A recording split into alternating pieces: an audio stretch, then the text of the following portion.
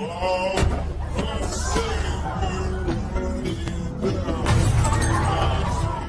लड़का एक छोटी मछली से बातें कर रहा था। तभी क्लास का गुंडा उसे कोने में धक्का देकर परेशान करने लगा, लेकिन उसकी यह हरकत तुरंत एक शार्क की नजर में आ गई। अगले ही पल गुस्से से भरी शार्क बार बार कांच पर जोर से टकराने लगी, मानो वह लड़के की रक्षा करना चाहती हो।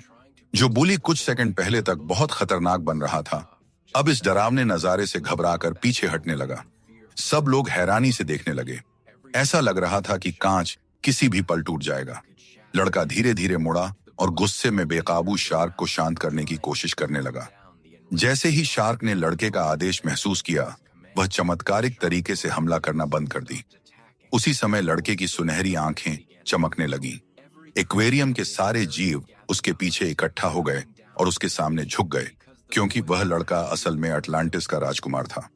वह पानी के अंदर आराम से सांस ले सकता था और किसी भी डॉल्फिन से तेज तैर सकता था। जैसे ही उसकी आंखें सुनहरी होती, समुद्र की सबसे अंधेरी गहराइयां भी तुरंत रोशनी से भर जाती। आर्थर की बस एक ही इच्छा थी, अपनी मां को एक बार फिर देखना। आर्थर के पिता सिर्फ एक साधारण लाइट हाउस के रखवाले थे। एक तूफानी रात जब वह खिड़की बंद कर रहे थे, तब उन्होंने किनारे पर एक बेहोश औरत को देखा। उन्होंने तुरंत उसे अंदर उठाकर लाया और उसकी चोटों का इलाज किया, लेकिन वह औरत बिल्कुल साधारण नहीं थी। जब उसने टीवी पर समुद्री जीवों को देखा, तो उसने सीधे स्क्रीन पर एक त्रिशूल फेंक दिया, और जब उसे भूख लगी तो उसने टैंक से एक गोल्डफिश निकाली और उसे जिंदा ही खा लिया। उसकी असली पहचान अटलांटिस की रानी थी। एक तयशुदा शादी से बचने के लिए वह भाग आई थी। दोनों एक ही छत के नीचे रहने लगे और धीरे धीरे उनके बीच प्यार हो गया। कुछ समय बाद उनका एक बेटा हुआ।